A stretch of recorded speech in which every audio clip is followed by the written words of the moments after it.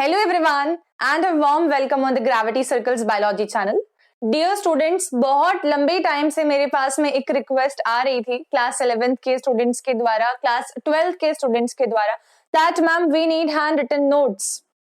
So there is a very good news for all of you that Gravity Circle Biology is now going to give you all the handwritten biology notes completely based on the NCERT textbook. ठीक है, हम जो notes prepare कर रहे हैं ये आपके NCERT text book को ध्यान में रखते हुए, क्योंकि नीट एग्जामिनेशन के अंदर भी एनसीईआरटी का कंटेंट पूछा जाता है।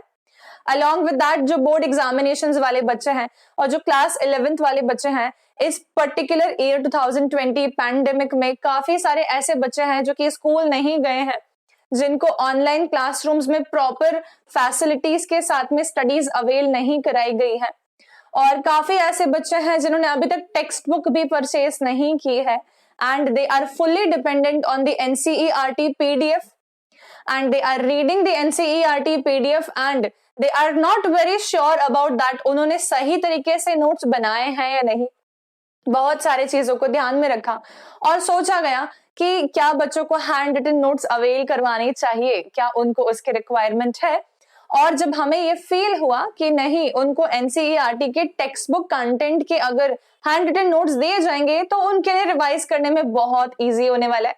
और मुझे ये भी लगा कि जब मैं एक चैप्टर आप लोगों को पूरा पढ़ा देती हूँ, तब अगर आप उस चैप्टर को एनसीईआरटी से रिवाइज करने के बाद में एक फ्लो चार्ट के फॉर्म में इमेजिन करना चाहें तो आपके पास में कुछ इजी प्रॉपर अवेलेबल नोट्स भी होने चाहिए। और इसीलिए जो नोट्स हम आपको प्रोवाइड करवाएंगे उसमें एनसीईआरटी के डायग्राम्स भी शामिल है, एनसीईआरटी के कॉन्टेक्स्ट जो भी दिया हुआ है उन्होंने, जितना भी हमारे पास में थ्योरेटिकल पोर्शन है उसको प्रॉपर फ्लो चार्ट्स के फॉर्म में अरेंज करके आप लोगों के रिवीजन के लिए बहुत इजी, बहुत क्विक हो जाए आपके लिए सब कुछ, ऐसे हम नोट्स आपको अवेलेबल करवाने वाले हैं।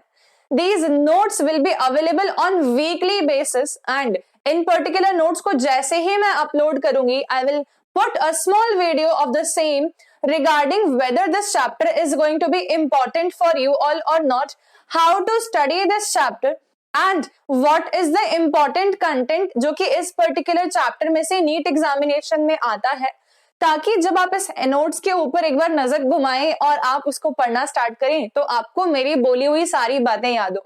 ठीक है, तो अगले वीक से, मतलब कि हम अगले वीक क्यों बोले, इनफैक्ट हम कल से ही स्टार्ट करते हैं।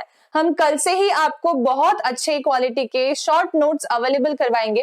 वो मैं शॉर्ट वर्ड गलत बोल रही हूँ यहाँ पर, एक्चुअल में वो कंप्लीट नोट्स रहने वाले हैं, पर वो आपके लिए शॉर्ट फीलिंग आएगी आपको उसको पढ़ के, क्योंकि वो प्रॉपर फ्लो चार्ट के फॉर्म में अरेंज किए हुए हैं। It will not at all create a mental burden over you. It will become a very easy thing for everyone. So I really hope कि आप सबको बहुत ज्यादा मजा आने वाला है, और इस चैनल के ऊपर ज्यादा से ज्यादा स्टूडेंट्स अगर आप लेके आते हैं और अगर आप इस पर्टिकुलर चैनल से ज्यादा पढ़ते हैं तो definitely we are not a profitable agency, है ना। We are doing it everything for I am not able to say that it is a profitable thing. ठीक है, I am not joining any of the educational academies now.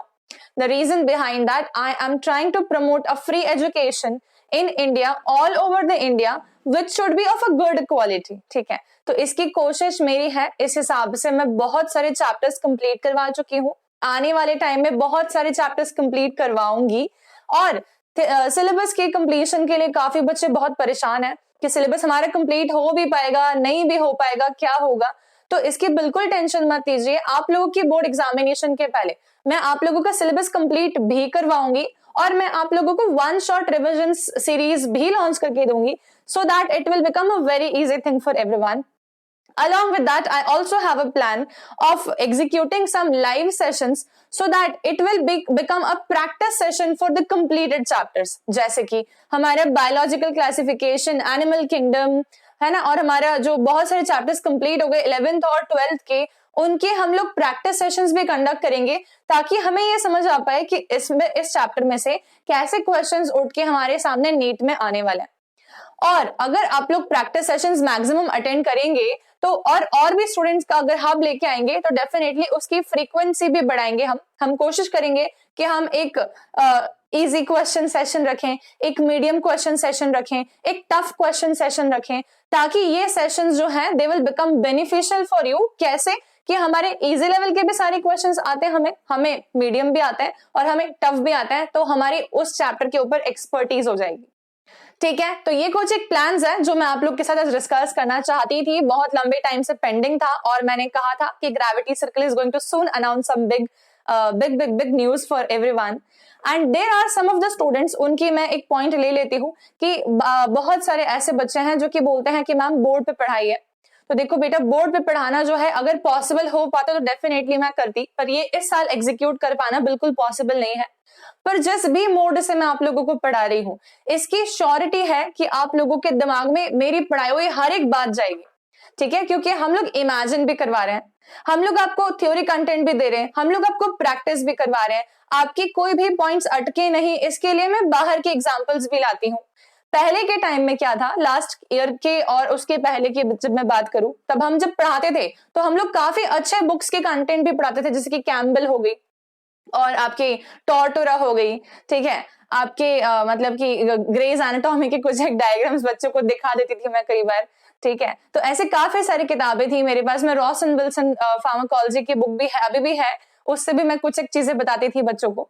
पर वो चीजों का अभी basically मतलब माइंड में एक तरीके से ये हो गया है कि मान लो जबरदस्ती का नॉलेज है, क्योंकि 11th-12th लेवल पर I really understand, I have seen students जिनके पास 4 सब्जेक्ट होते हैं पढ़ने के लिए, क्योंकि 11th-12th लेवल पर बच्चों के पास में इतना सारा कंटेंट ऑलरेडी होता है माइंड में, मतलब याद रखने के लिए बोलिए, इम्प्लीमेंट करने के लिए बोलिए, जैसे कि आपको फॉर्मुलेज फिजिक्स के याद होने चाहिए, आपको केमिस्ट्री के इक्वेशंस याद होने चाहिए, आपको बॉटनी के एग्जांपल्स याद होने चाहिए, जूलॉजी के एग्जांपल्स याद होने चाहिए।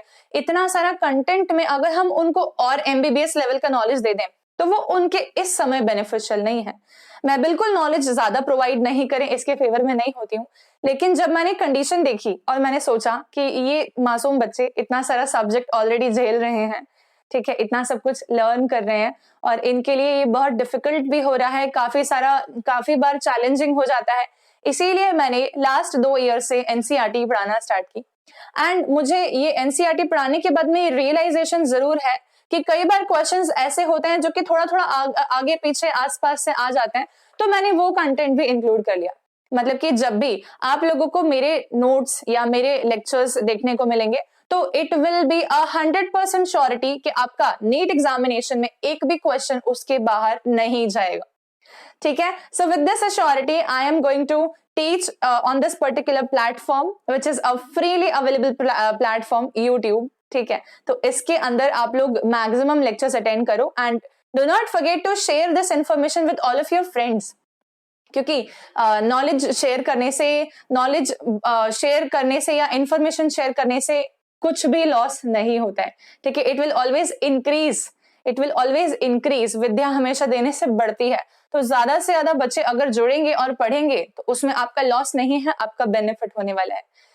एक बहुत अच्छा सा संस्कृत का श्लोक बता देती हूँ आप लोगों को।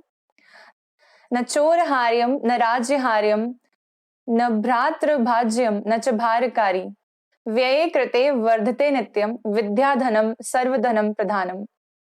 इसका मतलब होता है कि एजुकेशन एक इतना पावरफुल टूल होता है जिसको मतलब आपसे कोई छीन नहीं सकता। ठीक है, इसको मतलब आपके भाई बंधु, आपके जो ब्रदर्स सिस्टर्स हैं, उसके साथ आप शेयर मतलब नहीं कर सकते, मतलब बंटवारा नहीं हो सकता। ठीक है, if you are talented then you are talented. ठीक है, you can just spread the knowledge but nobody can snatch it from you. Okay, and इस चीज को कोई विनाश नहीं कर सकता। इसको ऐसी चीज है विद्या जो कि बांटने से हमेशा बढ़ती है। ठीक है, this the only thing which we can see, otherwise बाकी सारी चीजें जो है वो सब बांटने से कम होती हैं।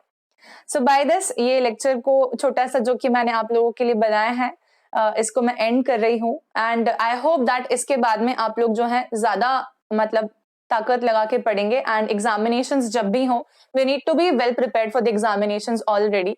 इस टालम टोल में मत रहो कि एग्जामिनेशंस, बोर्ड एग्जामिनेशंस तो डिले हो जाएंगी या हमारी बोर्ड एग्जामिनेशंस तो मई में होंगी। ठीक है, जब भी वो होंगी but at least we should be well prepared for that. इस साल भी नीट 2020 में कई बच्चे मैंने ऐसे देखे जो कि एग्जामिनेशन के लिए फुली प्रिपेयर्ड नहीं थे। मई के अंदर एग्जामिनेशन थी, तो मई वाले एग्जामिनेशन टल के फिर आगे बढ़ गया डेट, तब भी वो प्रिपेयर्ड नहीं थे। जब वो सितंबर में एग्जामिनेशन हुई तब भी वो प्रिपेयर्ड नहीं थे, क्योंकि उन्होंने बेसिकली अपनी पढ़ाई को डिले किया, टाला, एग्जामिनेशन के टालने के साथ साथ, और एट द एंड रिजल्ट वो इस साल फिर से तैयारी कर रहे हैं अगले साल के लिए। So do not repeat the mistake. Definitely हम अपने मिस्टेक से लर्न कर सकते हैं, मिस्टेक सबसे होती हैं, but we need to learn from it. ठीक है, so by this we are coming on to the end of this particular topic and session, and do not forget to like, share and subscribe the channel, and just wait for the first chapter going to come in the very next lecture, that will be human reproduction. PDF कैसे download करना है, ये सारी चीजें मैं आप लोगों को जरूर बता दूंगी। So stay tuned with the channel.